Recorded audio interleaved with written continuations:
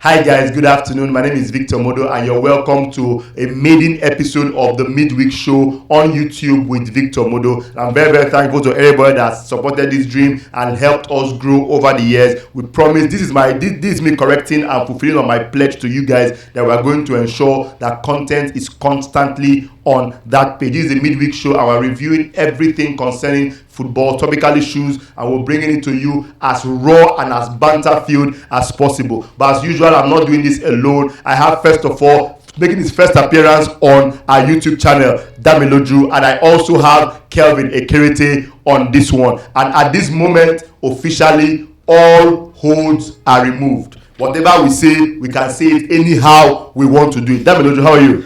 It's exciting to be here. I'm really, really excited. You know, when you talk about things like this, I'm just happy that you're saying banterfield. I asked you before, and you've told me that there are no holes barred. So I'm going to see it exactly how it's coming from my chest. All I want now, how they prepare you. Exactly how they prepare you. And I just need. Kelvin, how did they go? But what if nothing they prepare me? What if I just they chilled and I didn't good with them? But your president, but the former president just died. But now on paper, are you not taught? Different ways. I know so waiting there. They know my address, but they don't come carry me. Okay. So, but when it comes to sports, right, I'm not leaving anything on the table. I'll pick everything. Anybody who want to abuse, I'll abuse anybody. Kelvin don't talk straight. Nothing left on the table. If you cross Kelvin mind, for sports, he give you a live and direct. Nothing change. So let's just jump straight to it and start with the biggest topic in world football at the moment. The FIFA Club World Cup just ended, and for those at the back that did not know, I'm a Chelsea fan, and Chelsea just delivered. We completed football over the weekend. As a Chelsea fan, I'm very proud. I've been wearing my jersey since Sunday. This is the first time I'm not wearing my jersey because it don't take small. 3 days, I don't see try. You understand? But the ultimate question is, did the Club World Cup deliver on all it was meant to be? A gathering of the best teams together and FIFA's, and then according to FIFA, the biggest elite tournament for club level. Kelvin, did it deliver? Well, almost at the end, I think it did, because some of the top clubs in Europe and the top clubs in South America got to play each other. But outside of that, a club like Auckland City, what is Auckland City doing at the Club World Cup? They are like, I know they are the best in Oceania, right? Okay. But some of their players are not even professionals. They are semi-professionals. Yeah. A lot of them have day jobs. Then they play over the weekend. One of them is a teacher, someone is a forklift engineer at one company like that. So how do you say the best clubs around the world? And what is Strasbourg?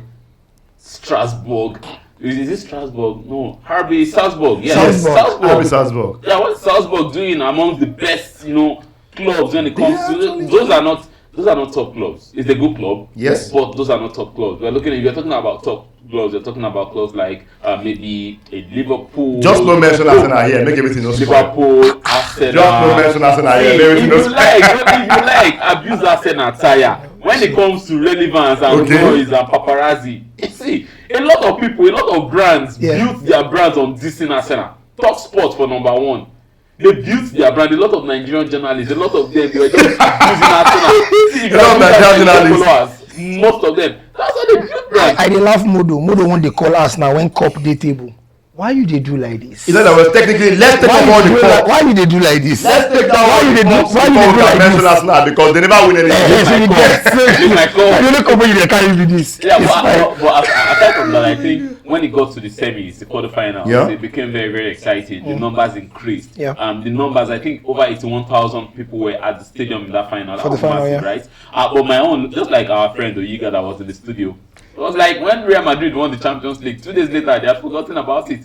Ronaldo won the Euros. Some few days, they have forgotten. Messi won the This one. But this one, I said, 4 years. Just to be clear, now 4 years. Interested. 4 years.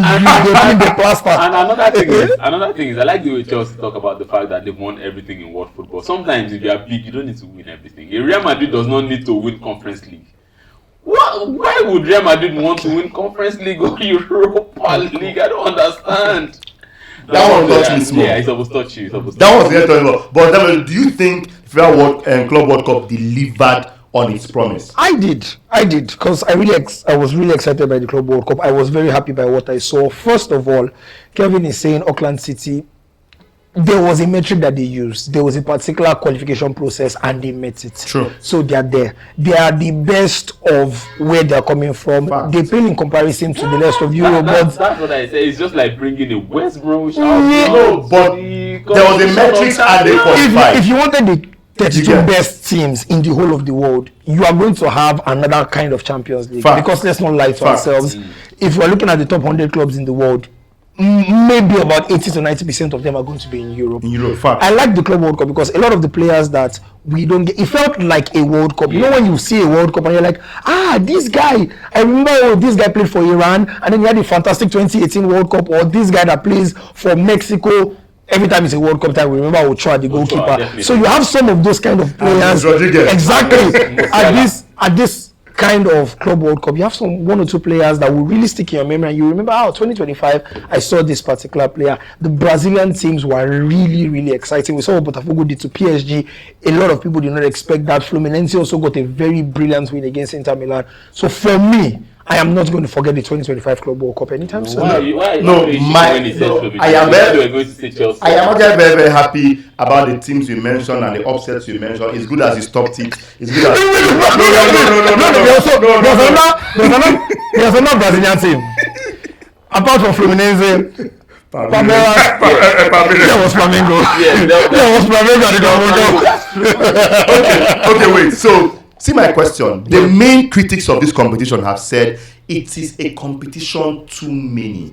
Players don't have rest time. They don't have recharge time. They work actively for 9 months. While those that support it have said it doesn't happen every year. It's once in 4 years. If it was an every year thing, then maybe. Do you think that in today's world, players are overworked? I would like to be a typical Nigerian and answer a question with a question. Are the players complaining that they are overpaid? Okay, overpaid or overworked? Which one? No, if they are not complaining that they are overpaid, why should they be complaining they are overworked? Mondo, can I even ask you a question? Nice one. You drop out. In this your work now, do you take 3 months break after 9 months or 11? Like, do you finish your work in May, then you take ending of May, June, July, and then middle of August? Let me not lie. I shoot weddings back to back. I do photos every day. I don't have break. No shoots. That means you don't go to this. See, just take your 1 month leave.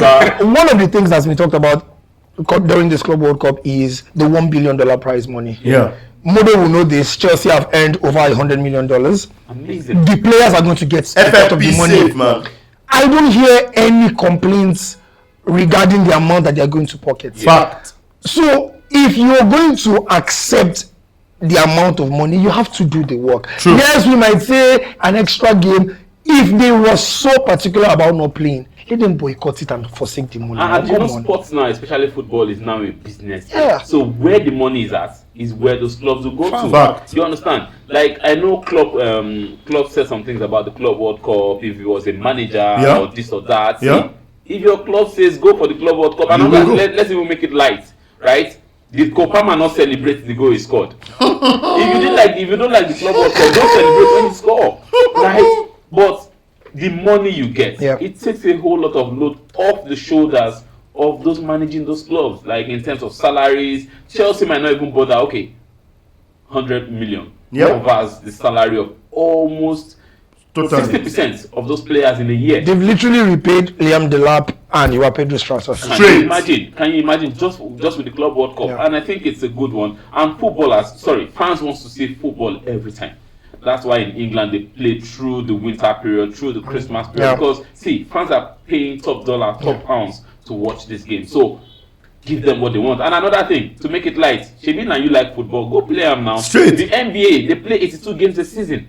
Then they go and rest. Sometimes they play 4 or 5 games. Sorry. They play 82 games. No, they play 82 games. Then the playoffs. 82 games is just regular season. Then the playoffs. And if you win the championship, you would play at least 16 extra games. And that's if you do a sweep throughout the championship. So if you win the NBA championship, you're winning like 90. If you're winning 7 games. Realistically, the team that won the NBA championships, Shai Gilgeous-Alexander and the OKC, must have played like close to 100 games. Once you play more than 2 series and you don't sweep, you're playing 100 games. And the thing is that, so for football, you play maybe twice a week. Yeah. For basketball, sometimes you play on Sunday, you play on Tuesday, you Yeah, play on Sunday, Thursday, then you play on Sunday again. 4 games. And if you like the sport, and it's the sport that's feeding your family, go and play. I don't know. Okay, so FIFA Club World Cup to you guys deliver. To me personally, where I sit, the only thing important about the FIFA Club World Cup is the fact that I get to wear a badge that says I am the champion for the next 4 years. Nothing else matters. Okay, but are they going to allow that in all leagues? Across there's going to be a gold badge. It's a gold badge for 4 years. Full BA, BSc, done, dust. It's a full PhD join. Done and dusted. Don't miss the bright thing, no go beat you. Okay, see. Okay, wait. But to me, right, in terms of the FIFA Club World Cup, the main thing that I saw as the biggest win was that the competition was able to bring together the best teams, not just the best team, the best teams across several continents, and we saw for a fact that football is not just domiciled at that level only in Europe. Yeah, Orlando Pirates, they were amazing in this. You saw Al Hilal and their amazing goalkeeper and their and their star-studded side. You saw the Brazilians come to the party and show that they belong, that they totally belong there. That is the important thing. I think, to me, FIFA did an amazing one with this one, making it possible for everything and everybody that matters across every part of football to come together under one umbrella and play the game. Not be just World Cup, play the game at club level. To me, that's the biggest win of this tournament for me. I agree with you 100%. 100%. I think it was a success. Looking at the numbers, because if you take this number anywhere, it's amazing. If Dazen should come out with the numbers that they got, if even Sporty TV comes out with the number of people who viewed those games, you understand that a lot of people followed the Club World Cup. You got to see new talent, like watching the Brazilians, and I was like, oh, can't Arsenal just go and sign somebody there? But we've not been very, very lucky with. No, you know what's going to happen? So when Chelsea has used Estevao for like 4 years, then he will join us now. As normal. No. From Chelsea. We will visit this summer 2026. No choice.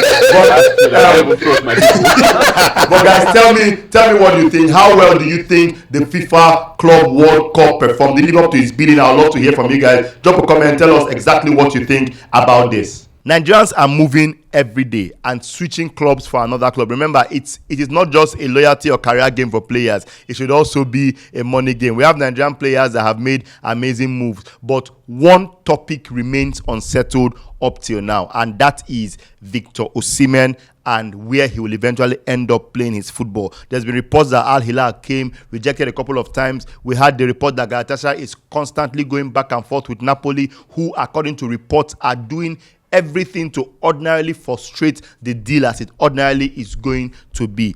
Kelvin, do you think there will be an end to the Osimhen and Napoli drama very soon? Definitely. Oh, okay. Because I think if Napoli misbehaves, right, we all know Osimhen. Sometimes it could be erratic, right? What if he decides to sit out 1 year?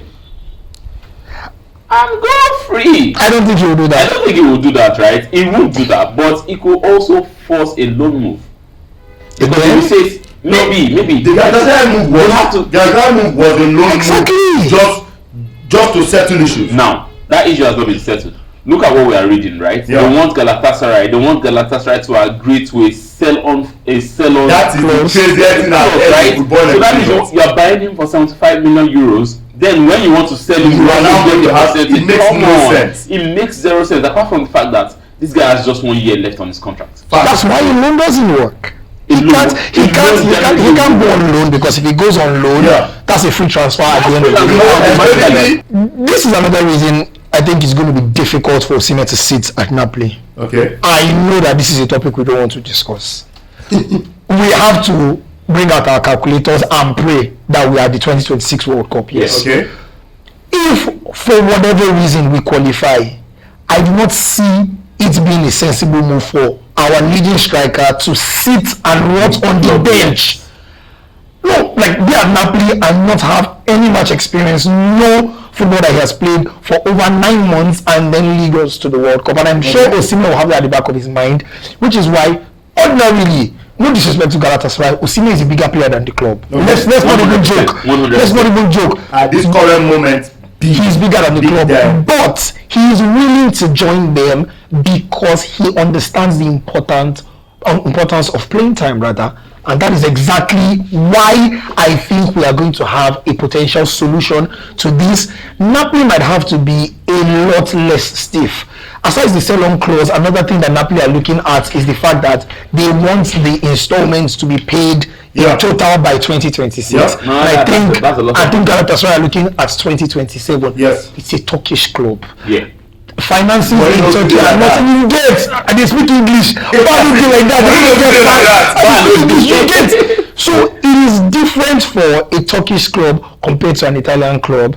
But Osimhen is the person I pity in this whole mix. Pre-season has started for a lot of players. He has no idea what his future is going for. Like. See, to me, right, this Galatasaray deal that they brought to the table, I mean, from everybody's point of view, it makes sense. Aside from De Laurentiis.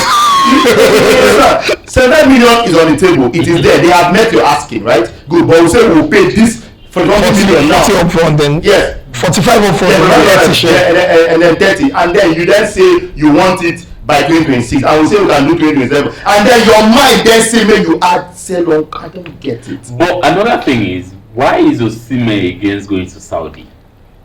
Okay, so personally, ultimately, a player's decision that he does with his career ultimately lies with him, right? And but we saw this even in the last transfer window. There was a good deal from Saudi last time. Yes, he wanted to go for it. Napoli frustrated that deal because they wanted Chelsea at that time.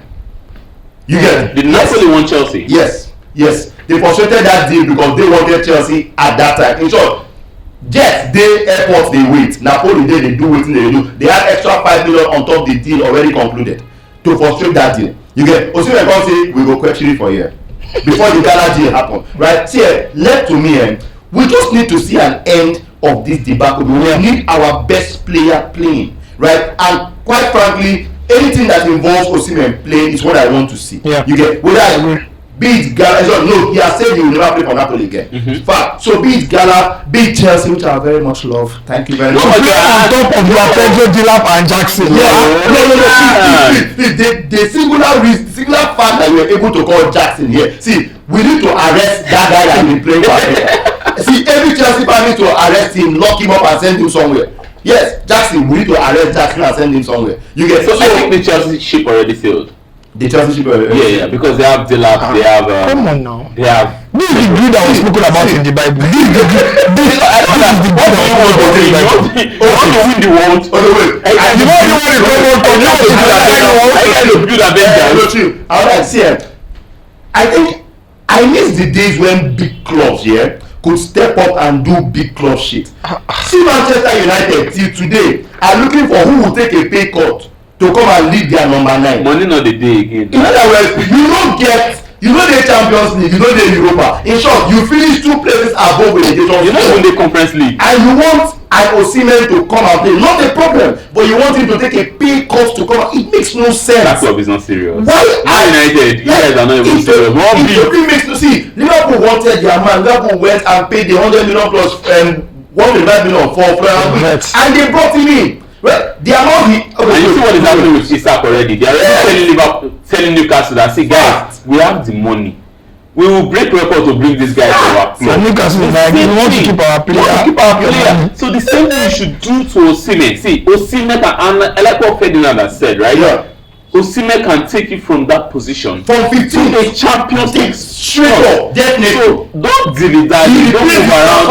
Tell him any amount he says he wants, give it to him. Let him deliver. He repays his transfer fee immediately. I can understand clubs that do not want to break their wage structure for a player. I'll give you a very good example. One of the issues that Barcelona has still now is the ripple effect that Messi's contract had on that club. Yes.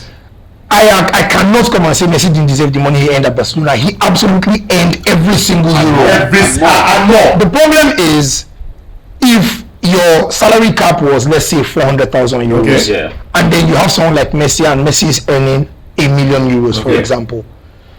Even even a really great player that was content with 250 when your salary cap was at 400 will begin to feel some kind of way that somebody is earning 1 million euros. Sure. So the clubs that are very, very reluctant to go with Osimhen, I don't think it is a slight on his footballing ability. It is the wage structure and how, if you put that amount of money up front, it's going to cascade across. Just to be clear, like the same club they pay Rashford 300. That was a dish. This man they look for 350. Like the same club. Now the same club no get money, no get food when they give their staff. Now the same club come up bread for their mouth. Literally. No, see. Everybody is saying wage structure. When it gets to this guy, that has proven time and time again that he will get you. So this is why they are trying to push out the likes of Rashford and Sancho. They are trying to cut down the wage structure. Modo, you know this. You are a Chelsea fan. Okay. You've seen exactly what your club has done. With wages, there are certain players that Chelsea are not going to touch with a 10-foot player right now. Not just because they are older than Olympic age, okay, but the fact that they want to put that wage structure under. So that's just it. I think that's one of the issues that Osimhen is also facing. Clubs are skeptical about destroying their wage structure. But in the end, I probably just want Osimhen to do what Igalo has said. Igalo knows. He's 36 years old. He's been there. He's done that, right? Facts. Go. He didn't just say go and stay there. He said go do because he knows. And we're talking about the age. A lot of Africans always say something like, if you go there, it's for retirement. Guy, so Hernandez is 27 and he just went. Duran went and he's on his way out. And Duran is just 21. Duran went and he's on his way he's out of the yes. So Duran went and he came out. So of course you can go and you can come out. But me personally, legit, me, Victor Mobi. I will chase me. I say it over and over again. I want Victor to another. Victor Mobi. See, I am purely team players, right? Because I know how transient and fleeting the football career can be. We just saw Jamal Musiala go for one tackle and then break almost everything in his ankle, right?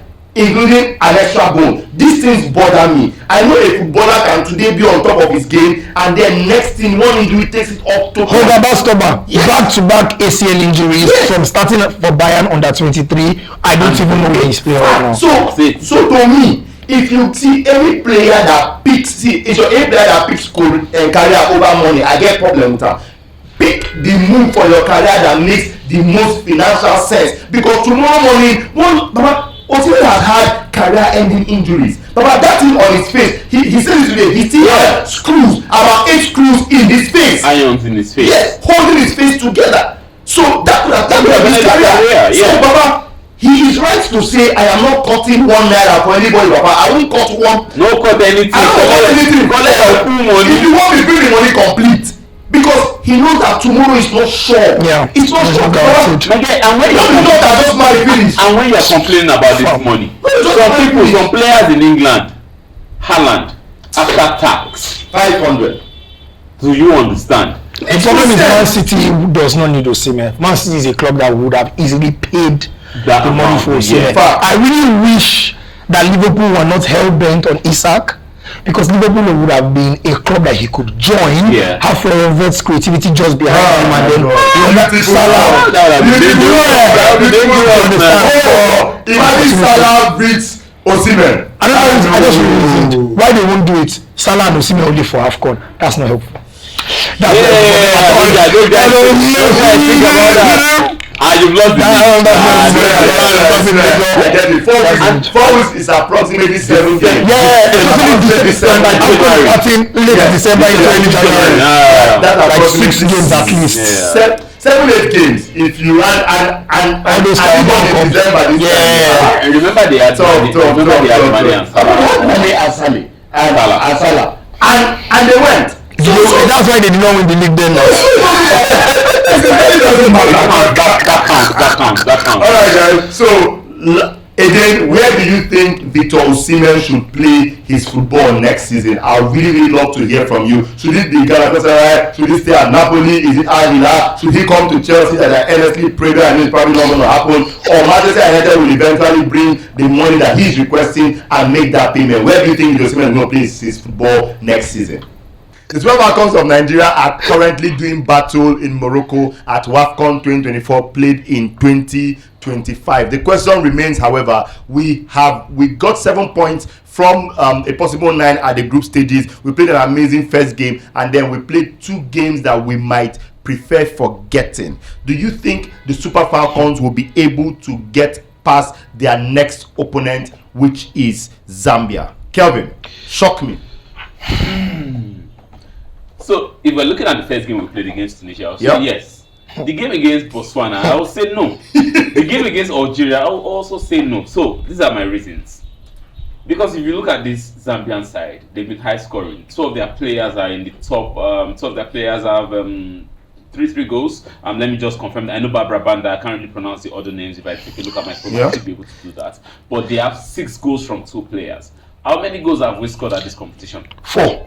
So we have Mihezo, who scored 2 goals. He's a substitute player. Shola does not go past 45 minutes. Same thing with Rinsola Babajide. But when it comes to scoring, we've been very, very poor. Another thing is that a lot of our players don't come to the party.